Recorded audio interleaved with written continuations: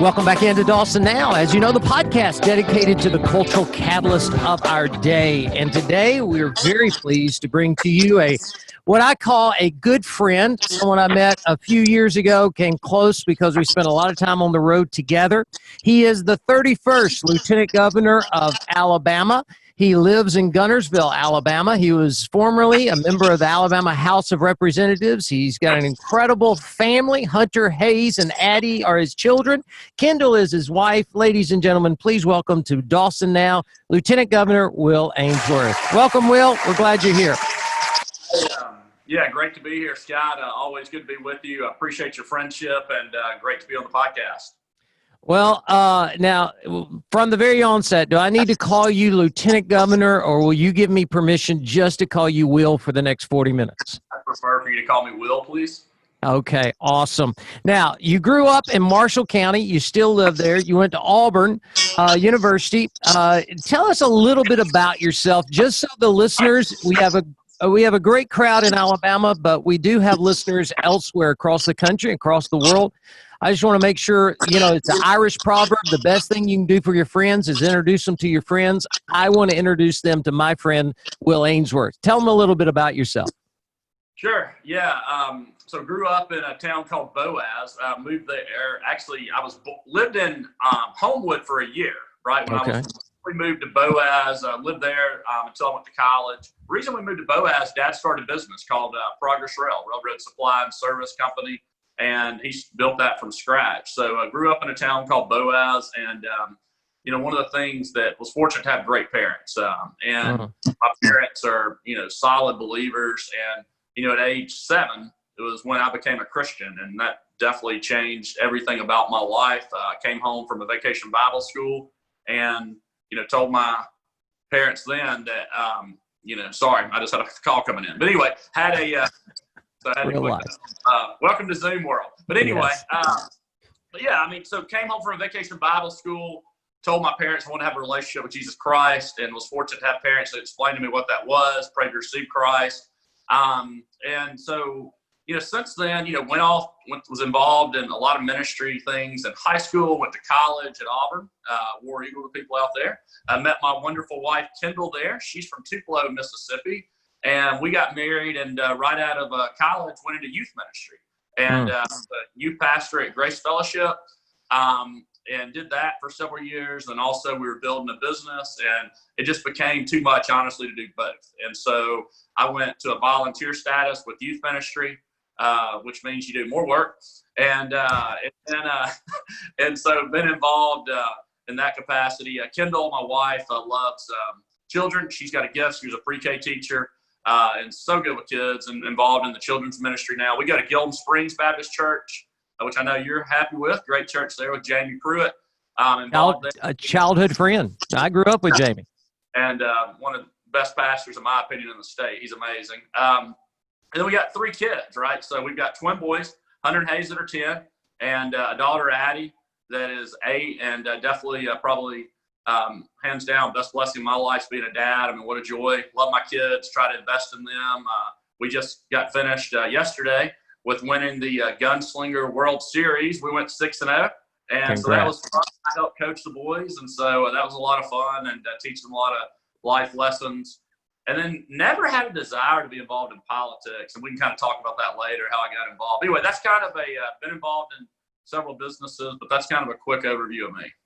Yeah, well, I love it that not only are you the Lieutenant Governor of the state of Alabama, you're also your kid's baseball coach. That is awesome. So now tell me a little bit about your family. Let's start with your mom and dad. Your mom specifically, she's a director of the Real Life Crisis Pregnancy Center, right? So that must give you an inclination to go for pro-life in your agendas, being in the political world. Yeah, no doubt. I mean, my mom is maybe one of the most passionate people I know in the world about life. And so I share those same values, and she's dedicated thousands of hours to volunteering for the Crisis Pregnancy Center, to, growing those facilities to where they have, more opportunities for people to come into the clinic. Now they're able to bring people in and, let them, when someone's pregnant, actually let them see the baby before if they're contemplating, having an abortion, and talking to them just to counsel them about adoption, and that it's life, and that life begins at conception, and it's a gift from God. And she's, got a passion for that. And we've started a great program in our schools to where we're educating people on abstinence and in Marshall County. And she brings in people to do that. And so no doubt, with us, life, we value it. And my mom's lived that out her entire life. And I don't know if anybody's ever met her, they know. She's, in my opinion, the most popular person in Marshall County. Everybody loves my mom. She's full of joy. She loves the Lord. She's praying all the time. And, she just believes, like I do, that you've got one life to make a difference. You better, make a difference while you're here. But she's poured into families, encouraging people to adopt, and just trying to help people, understand that it is a life. And I think, the encouraging thing, Scott, I'll say this, I think with our generation and the technology now, it's hard to argue anything but that. And I'm encouraged that even moderates or liberals that might be different than me on the political, when they're not necessarily Republicans, but they do. I'm really encouraged that now, I think just because of the heartbeat and the feet and the arms and the hand, you can actually see this stuff, right? That they realize that it is a baby and that it is a life. And, it's not about a woman's personal decision, because it's a baby. And so I'm really encouraged by that. I think that's one area a lot of our society's going left. I think on life, we're making a difference there. So everybody needs to keep pushing hard on that. Amen. And in fact, during your first term as lieutenant governor, you had to really take a stand for that. You kind of led the charge. I know Wingo was in the House of Representatives pushing it, but you guys worked together to get one of the strongest pro-life bills passed in the country, in the history of our country, correct?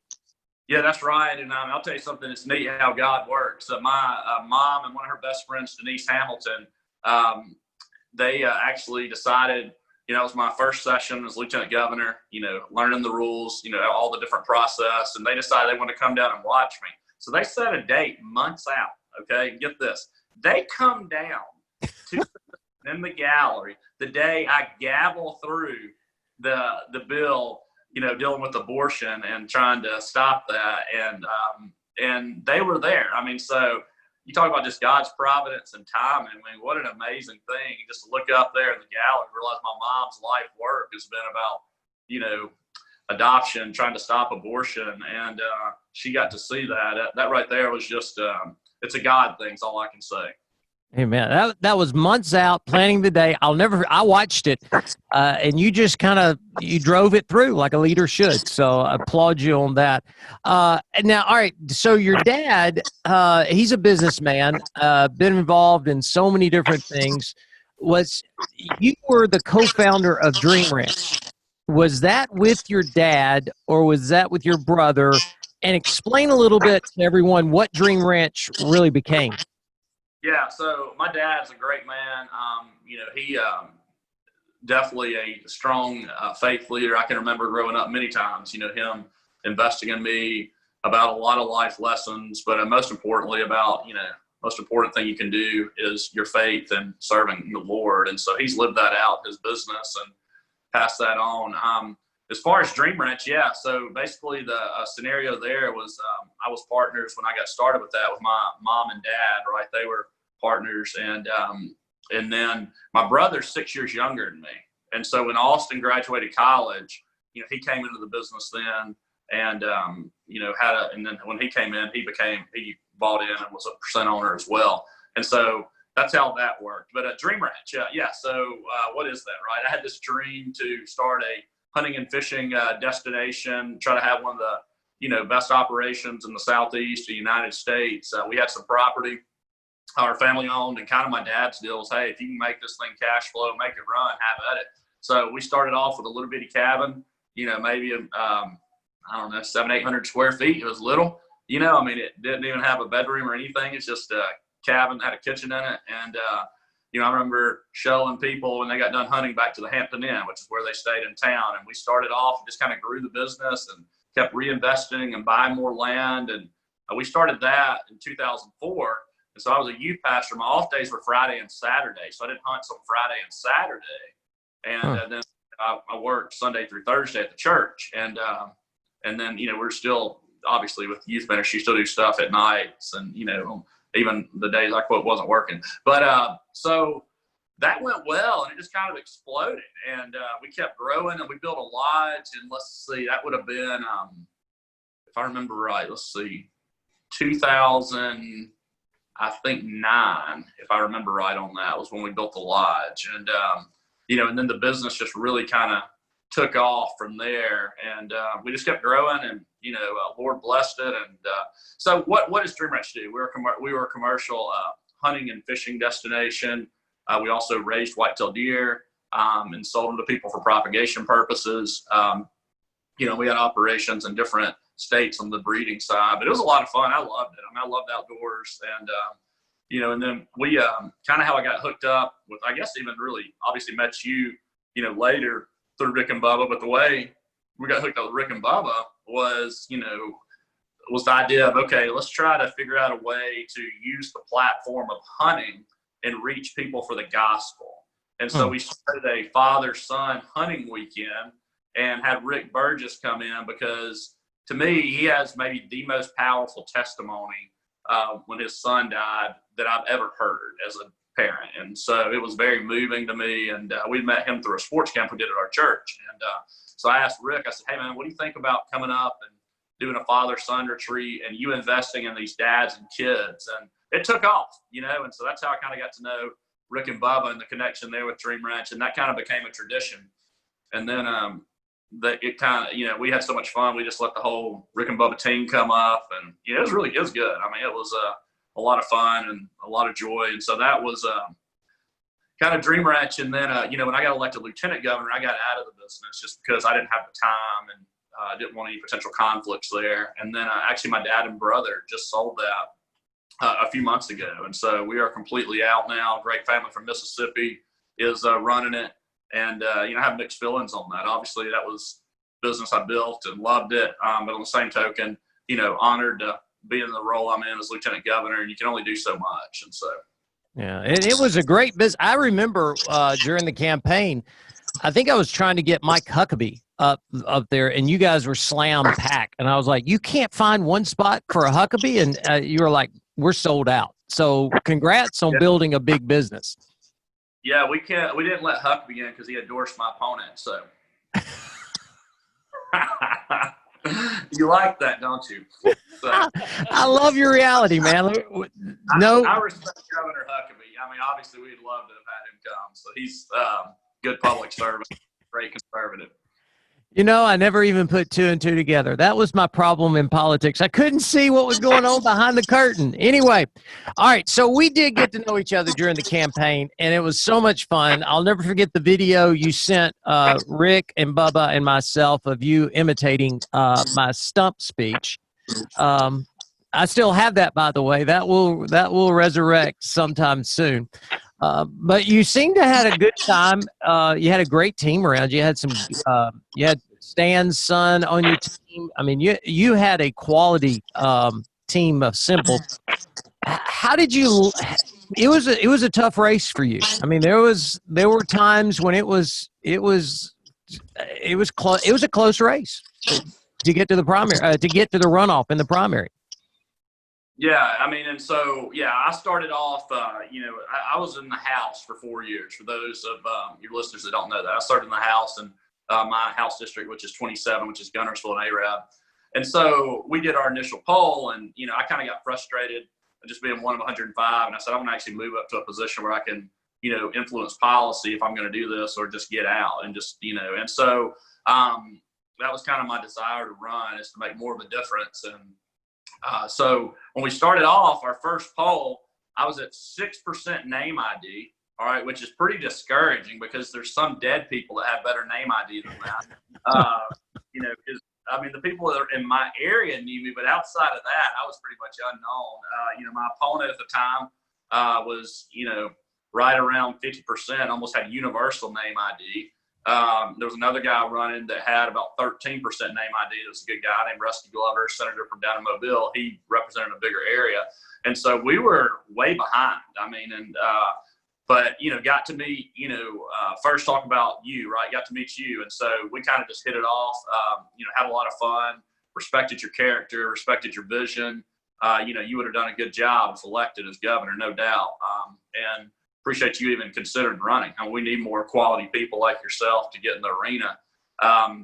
But we kind of just had a connection, I think, just from faith, from vision for the state, and plus you're funny. I like funny people, and we had a good time. When we were at these events, because anybody that's never ran, I don't think they quite understand how hard you got to work. You're going around the state. There's a lot of times I'd get in at 12, 1, 2 o'clock, get back up at 5. And you understand that. A lot of people never run or don't really understand that, because they just see you at one stop for 20, 30 minutes and then, oh, this must be really fun. And, I like a challenge. I enjoy the message, but, trying to, tell people about what we were. But I think here's the deal, right? Our message was, and we had the resources to get it out, which was important. And, we were able to raise some money, and then I was able to put some personal money in, or I probably would have been in big trouble. But, and our message was outsider, Christian conservative, and, gonna fight for what's right. And I think since I've been in office, I've kind of done that. And that's kind of our brand. And I think that resonates with people in Alabama, just because people are tired of, career politicians. They're tired of people that just do what's, politically correct instead of doing, what the people want. And so, people don't understand. When you and I got into this, I told someone the other day, I think only like 3 or 4 of the executive branch at that time were actually elected to that office. Everyone else had been reappointed or removed. And so Alabama was in a mess. And I think there was a time when character did come up. But you hit the nail on the head when you said that you had the resources. If you don't have money to advertise, it is just you can win the room, but man, we lost the mind when they went out and watched television. But I got let me bring up one thing, because I love how you address things head on. In the runoff, your opponent came up with something that happened back in college that was a prank. Blew it all out of proportion. Something about you stealing a tiger, and instead of trying to just let sleeping dogs lie. No. Will Ainsworth did something that was very creative. If you don't mind, would you tell everyone what happened and what you did to rectify the situation? Because you basically muted the argument very quickly. Yeah. Thanks for the question. So in our runoff, and it was pretty close in the primary, right? And if you look at statistics, if the first place finisher ends up being 44 or below, normally the second place finisher ends up winning. And so that's just, statistics on races. And so our goal was to keep her below 44. Well, she was 43. We were 37. Rusty was 20. So I felt really good.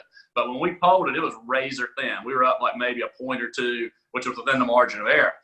So I guess she was nervous that we were going to win, knowing the things I just said. So she decides to attack me and in an attack ad. So I'm sitting at our hunting and fishing expo, a business we run in Huntsville. It's a weekend event we do at the Von Braun Center. Didn't get to do it this year because of COVID, but but we were doing it. And I was sitting there eating breakfast. And it was early at 6:30, and all of a sudden this ad started off. She ran against us, an attack ad. It starts off with me in a church, and she says, "Will Ainsworth, claims to be a Christian, but did you know that and basically that he got arrested twice, once in Jackson County and another time for felony theft." And so I was familiar with the felony theft thing. That was a prank when we were in college, but the other one, I was like, what in the world? And so, I called Steve Marshall, and I'm like, how in the world can she say I got arrested when I didn't get arrested? And so they, ended up talking to Jackson County. I was like, what is this? And it was a boating ticket from where I was driving my parents' boat. It didn't have a little sticker on the side. You know how you got to put the sticker on there to update each year? And so it didn't have it on there. I got a boating ticket, went and took it to the judge, literally the next day, and said, hey, we had it. I just forgot to put it on there. And so the ticket got dismissed. All right. So then, the tiger incident, I was a foolish 19 or 20-year-old in college. We didn't drink, we didn't really party, but we sometimes did pranks, and we thought it was really funny at the time, I'll be honest. And so we decided we were going to take these tiger statues that were porcelain tigers, life-size, in downtown Auburn, and we were going to hide them in the basement of one of our buddies' houses. And so we, hold on one second, sorry about that. And so we come up with this elaborate plan. We get the tigers, there's seats out of a Suburban. We get the tigers, we unscrew them, put them in there, and end up, putting them in our buddy's basement. Well, they had this thing at Auburn called Amnesty Day, where anything you did as a prank, as you could take it back. And our goal was to go down as the best prank ever at Auburn. All right. And unfortunately, we got caught before then. And because we ran our mouth talking to everybody, like, hey, we got those tigers, we thought we were cool and tough as 19-year-olds. Well, we go into the police station and confess everything, right? And they're like, hey, no big deal. We know it's a prank. Next thing we know, we get charged with 7 felonies, okay? And so we were like, whoa. And, and my dad was hot. I mean, like, he was not happy with young college Will. So, anyway, but all the owners, the police, judges, everybody realized, like, all of us were kids, no criminal record, never done anything, but they wanted to teach us a lesson. And so we had to get arrested, which was an experience. I've never been arrested outside of that. We had to pay a, $3,500 fine, which my dad made me. I worked at a bank as a teller for the rest of my time at Auburn to pay off my fine. I can tell you every tagline Bancorp South has. Then I, had to do 100 hours community service working for Habitat for Humanity. So, that is the story. So what made me mad is she made it sound like in the ad, she didn't mention tiger. She didn't mention prank. It said that I got arrested for felony theft and, calling me a hypocrite for saying that I was a Christian, right? And so was that a bad decision? Absolutely. Did I use that lesson in youth ministry to talk to people about making wise decisions? I did, and we shouldn't have done it. I mean, a prank like that still was not the right decision.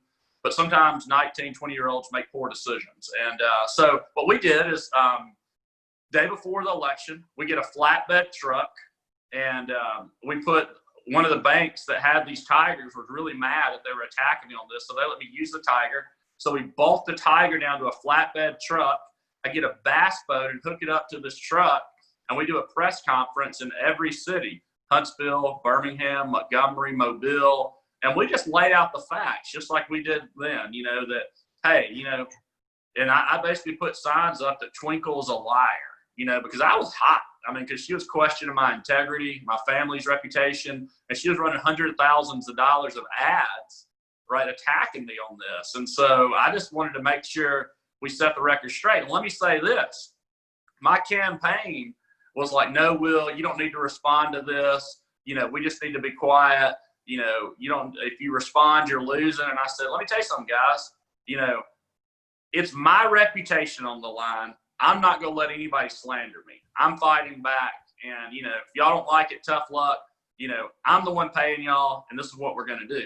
And so we came up with a commercial that was really funny that said, yes, Will Ainsworth, got arrested for stealing a tiger, and it made like a little rire noise. And, yes, he got arrested for a boating ticket. And he also got in trouble for not asking to be excused from the dinner table. And so we ran that, statewide, and then got our message out. And I think it hurt.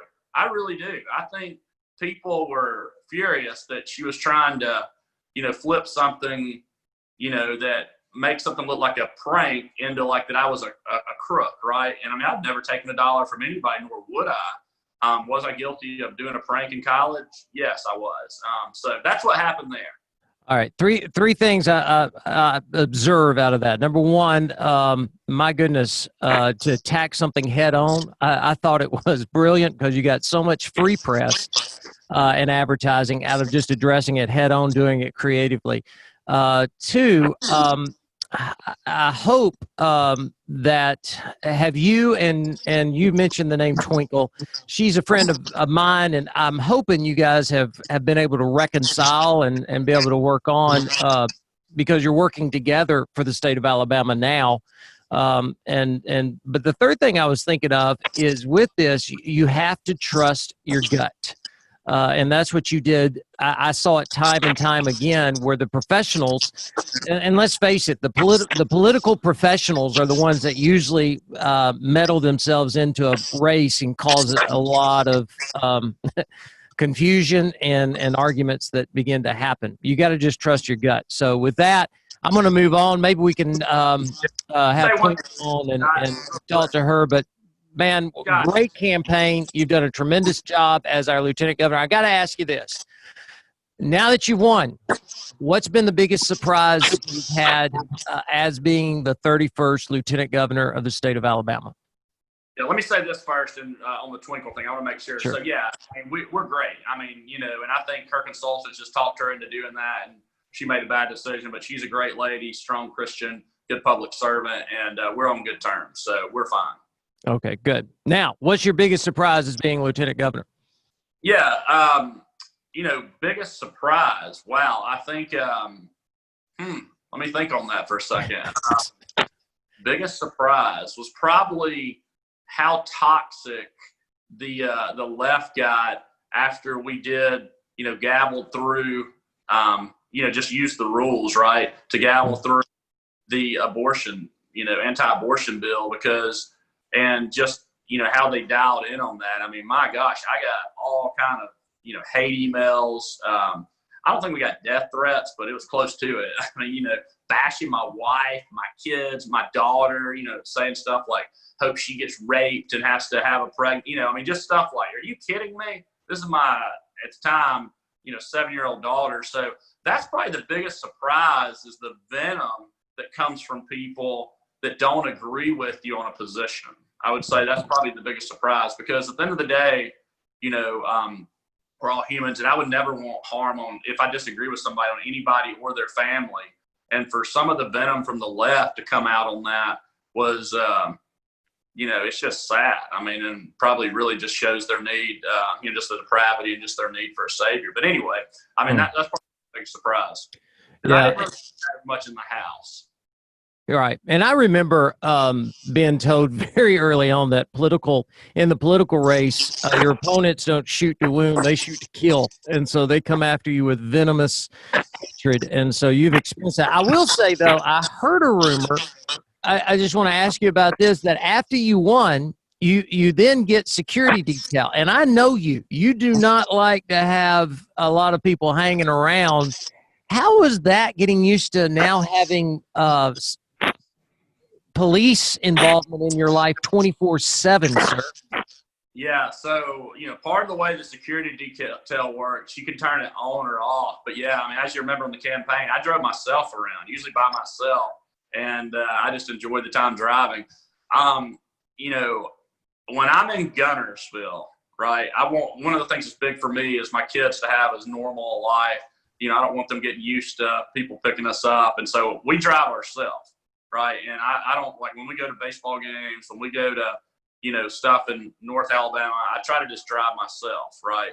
When I'm down in Montgomery, you know, I use them and we got great people and they're very good and certainly appreciate all our law enforcement. But it took a lot of getting adjusting to. I still think I prefer to drive.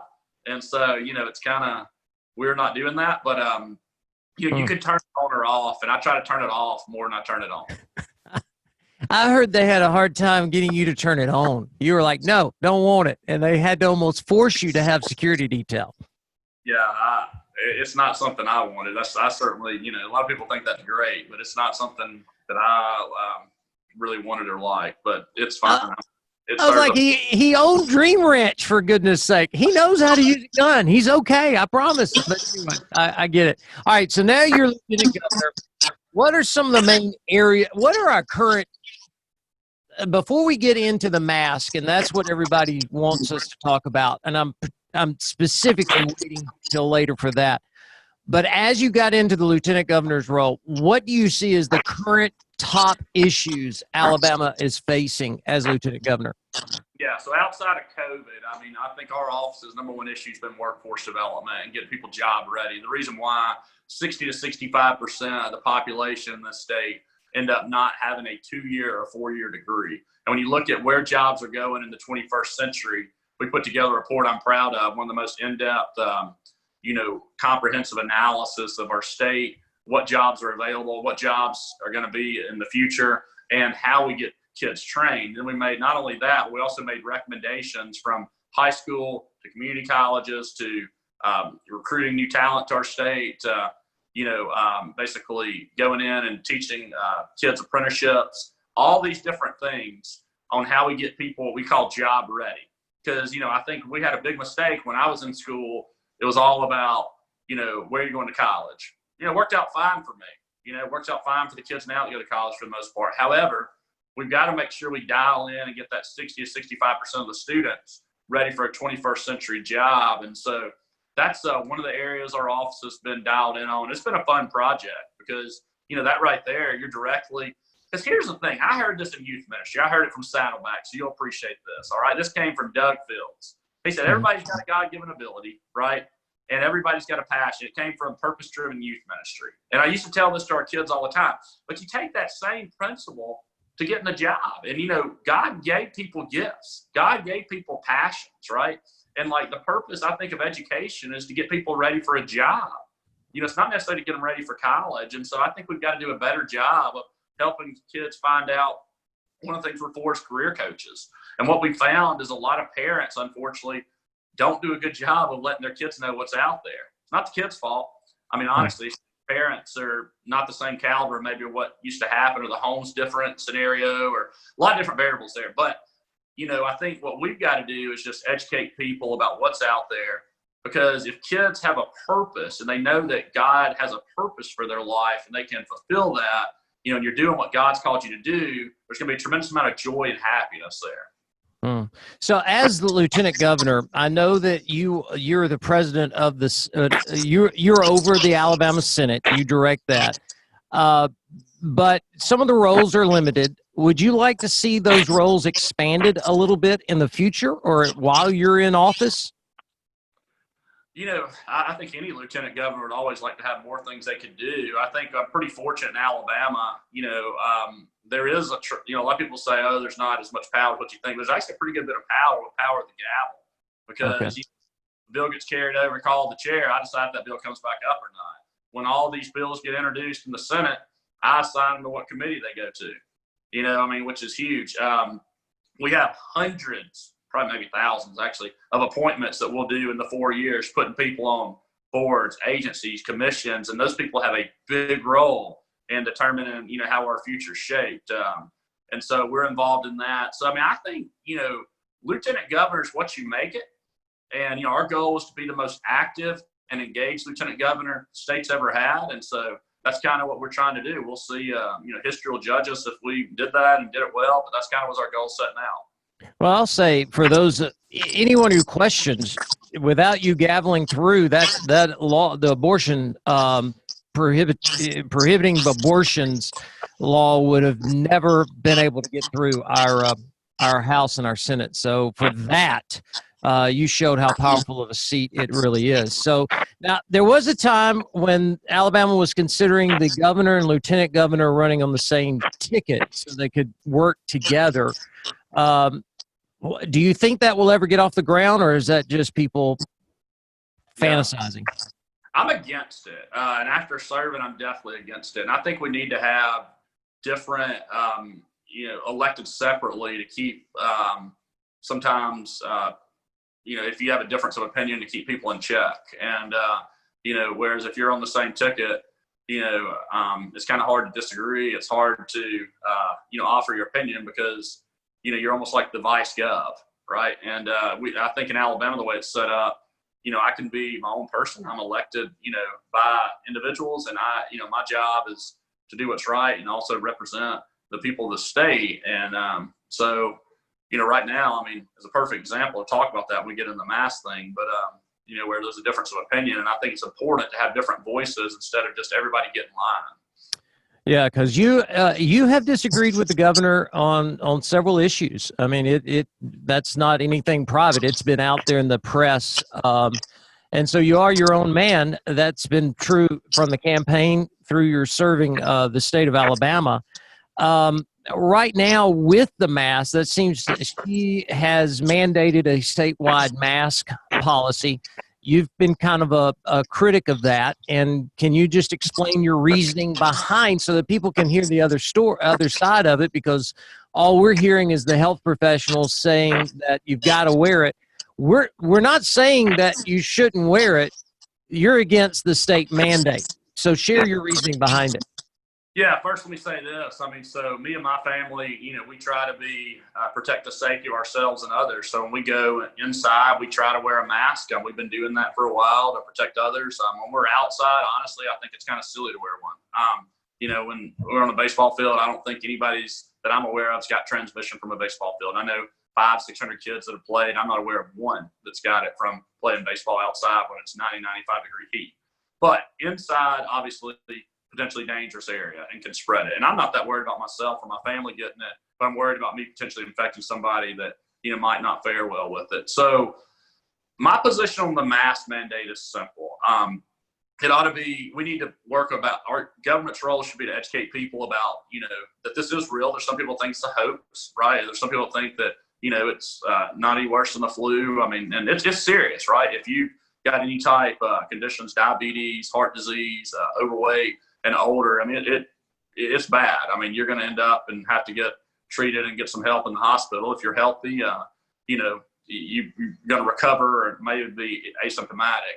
But I'll say this, I think, but it's important, I think, when you're elected in office that you have a value set and principles. And I think, you can't waver from that, right? Just because medical professionals want to come in and, say something, we can't sit there and have mandates from the government and that is my issue on this particular thing, just because, they think it might potentially help this scenario. Because I think what's going to happen is now you're hearing from the, liberal left, okay, next thing we got to do is we're going to mandate vaccines. And, you're already hearing that conversation. And I think, look, if a vaccine comes out, will I get it? Absolutely. Will my wife get it? Yep, no doubt. And our kids? Yep, absolutely. I'm for vaccines. I think it makes sense. But to mandate that stuff and to mandate mask, is taking freedom and liberty away from people.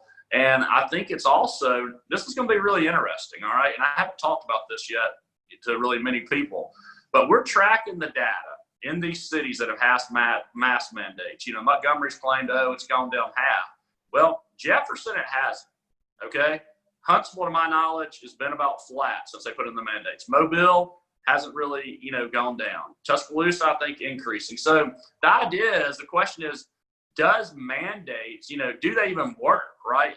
Forget the fact that I think it's the wrong thing to do from a government standpoint. The question is, in Alabama, can you mandate or, force people into a certain behavior? And I don't think it's going to. I think it's the wrong strategy. I think people are going to push back and say, I'm not going to be told what to do.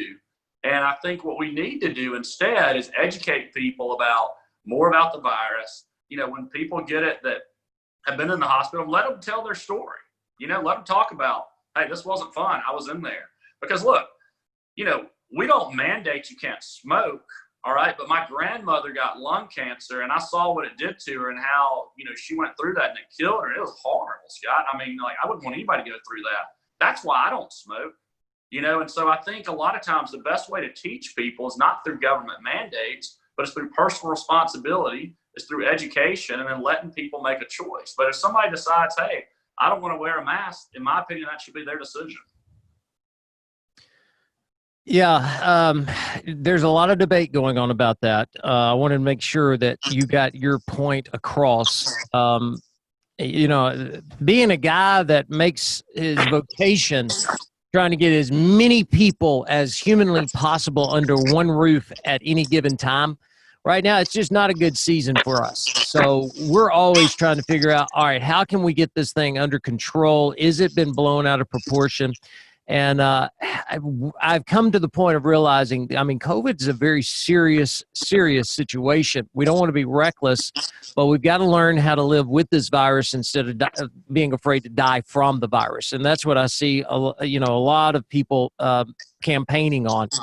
So we're not going to come up with an answer on a 40-minute podcast. So I'm going to kind of go. I appreciate your stance on that. I don't really think that we're going in the right direction when when we're shutting everything back down and causing everyone to be scared to death, but we don't want to be reckless. So let me ask you this. Who has shaped your spiritual journey? Yeah, I mean, probably the most would have been obviously my mom and dad growing up. Both really invested in me different ways, but I would say, they certainly shaped the most. A guy named Matt Brinkley, when I was in youth ministry, that, trains youth ministers. And then a guy named Ken Burnett, that's the Northeast Alabama FCA director. I mean, still sends me Bible verses and praying for you every day, right? I mean, and that's pretty incredible, man. He's been doing that the entire time I've been in office. And so I would say definitely as a kid and through middle school, high school, college, my family, my parents, my mom and dad, hands down. My mom's the type person, you'll get a kick out of this, but when we stole the Tigers down in Auburn, she prayer walked up and down our driveway for days. She was so upset that her son had done something like that, right? I mean, so, that's the type parents I was raised with. And so my parents, believe that, whatever gifts God's given you, whatever, any type, it's his, right? And that we're here and that he's given us our gifts and we got to use them for the kingdom. And so I'm fortunate to have them, but then certainly, Matt Brinkley, when I was in youth ministry, just invested in me a ton. And then Ken Burnett's just been a rock for me, for years. And so that's, when I was down in legislature, I'll say this in the House, Rich Wingo was a guy that, the thing I like about Rich is he comes up, hey, brother, how you doing your quiet time this morning? What God teach you? And, it's just like, he's intense, but I love it. Like the man loves the Lord. He's passionate. He'll fight for what's right. And seeing a big impact. A guy in the Senate that's like that now would be a guy named Dan Roberts. Yep. And same thing. I mean, he's always praying for me, asking, holding me accountable. And so, we're fortunate, Senator Greg Reed's like that, to have a lot of godly men and women, that God's placed in my life. So I feel really fortunate to have that. All right. Probably the most important question to some listeners and viewers right now is, in your opinion, will we have college football this season? Yes, I think we will. And I've heard different things from, for instance, at some of the universities, when people come in on everybody getting tested before they go in, to, I've heard things about potentially wearing masks. But I think, yes, I definitely think we'll have football. I think worst case scenario is you just have the football players out there and no fans. But I actually think there's a way to do football with fans. And so I think we're going to. We got lots of smiles in our studio right now by that answer. I mean, you brought lots of joy, and they're all swearing allegiance to Will Ainsworth for that answer right there. Everyone wants it. How can we pray for you, Will? Yeah, I just think, look, this virus is going to be here for the next year to year and a half. Certainly for wisdom on all these issues, just for guidance, and because it's tough times. We've never dealt with a pandemic, right? But this virus is going to be here. We've got to learn to live with it. And, we need wisdom on how to make the best decisions to, we've got to keep our state going. A state that doesn't have an economy will crash. People had to have a job. And so, I think just for wisdom, pray for our family, just for protection from any type of attacks. And, that we'll just continue to, hopefully when our time is up, that people will say that we use this time to glorify God and we made a difference. Well, hey, you'll never know how much I appreciate you joining us. Hopefully this won't be the last time that we can get you on in a couple of years. See if we can't drum up some support, okay? Hey, thanks, Scott. Have a great day. Thank you, sir. We'll be right back. This is Dawson Now.